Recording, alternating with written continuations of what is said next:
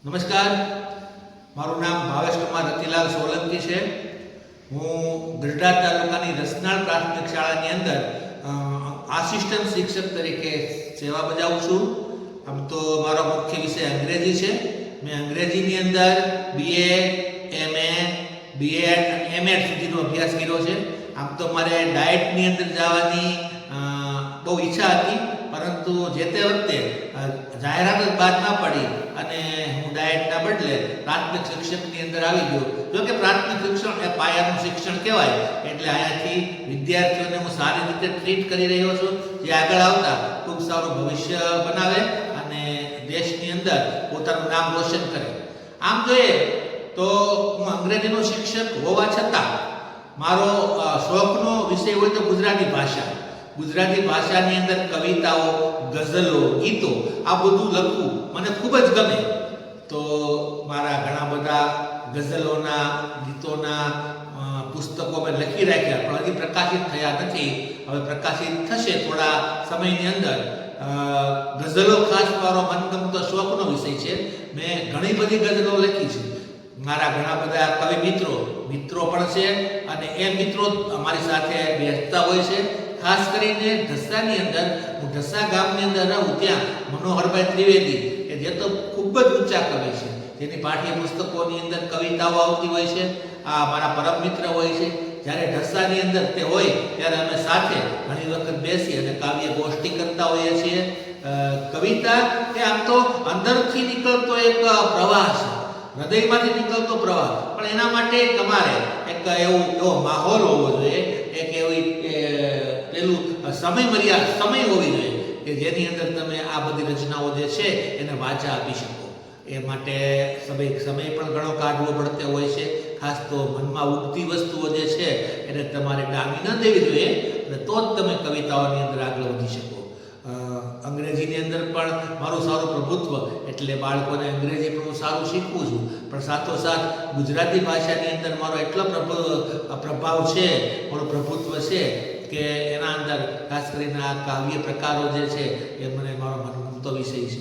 આપણે જોઈએ તો મેં ઘણી બધી ગઝલો એવી લખેલી છે કે જેની અંદર મારા પેપરની અંદર, એટલે ન્યૂઝપેપરની અંદર એના આસ્વાદ પણ થયેલા છે.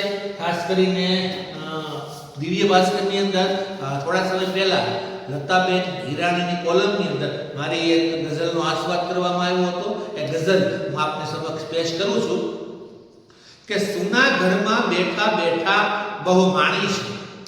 સુના ઘરમાં બેઠા બેઠા બહુ માણી છે, એકલતાને સાવ નજીકથી મેં જાણી છે. સુના ઘરમાં બેઠા બેઠા બહુ માણી છે, એકલતાને સાવ નજીકથી મેં જાણી છે. ભમરાની વાતોમાં આવી ભ્રમિત થયો હતો, ભમરાની વાતોમાં આવી ભ્રમિત થયો હતો, ફૂલોની કઠણાઈ તને ક્યાં સમજાણી છે. ને એમ તને દેખાશે નહીં એ બહુ ભૂંડી છે, એમ તને દેખાશે નહીં એ બહુ ભૂંડી છે. ભૂખ અમારી કોઠી પાછળ સંતાણી છે, ભૂખ મારી કોઠી પાછળ સંતાણી છે. ગમે તેવા દુઃખને પણ પી જાણે છે, ગમે તેવા દુઃખને પણ પી જાણે છે. એ માણસ તો દુઃખનો પાકો બંધાણી છે. આગળ છે વેકેશનમાં બીજે ક્યાંક જવાની છે, વેકેશનમાં બીજે ક્યાંક જવાની છે. બે દી પૂરતી સુખ શાંતિ અહીં રોકાણી છે. શેર છે પ્યાર મોહબ્બતમાં મેં બહુ રોકાણ કર્યું છે, પ્યાર મોહબ્બતમાં મેં બહુ રોકાણ કર્યું છે. સઘળી મૂડી મારી એમાં સલવાણી છે. લાગે છે શાયર અમને સાચા બોલો, લાગે છે એ શાયર અમને સાચા બોલો. સાફ નિયત હર શબ્દે શબ્દે ડોકાણી છે. આવી ઘણી બધી ગઝલો કે જેની અંદર આસ્વાદ પણ થતા હોય છે. ખાસ કરીને શબ્દ સૃષ્ટિ, નવનીત સમર્પણ આવા મેગેઝિનની અંદર મારી કવિતાઓ વારંવાર પ્રકાશિત થતી હોય છે.